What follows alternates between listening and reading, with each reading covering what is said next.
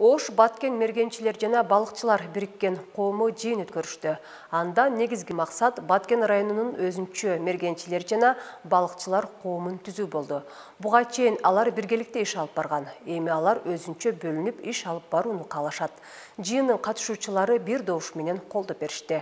Бул тууралуу кийинки сюжетте сөз болот.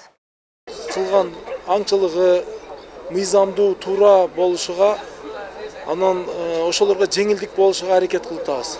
Кудай буйрса, азыр өзүңүздөр билесиздер, ажообуз баш болуп Баткенге өзгөчө көңүл буруп атат. Кудай буйрса, ушу биздин мергенчилерге дагы өзүнчө бир көңүл буруп берет деген немедебиз, ойдобуз. Кудай буйрса,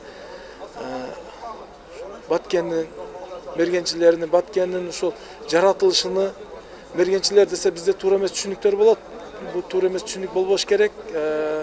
Мергенчи десе эле кыйратат дейт, бул туура эмес. Мергенчи деген бул ушул жаратылыштын корукчусу. Мына 11-12 жылдан бери иштеп келе жатам.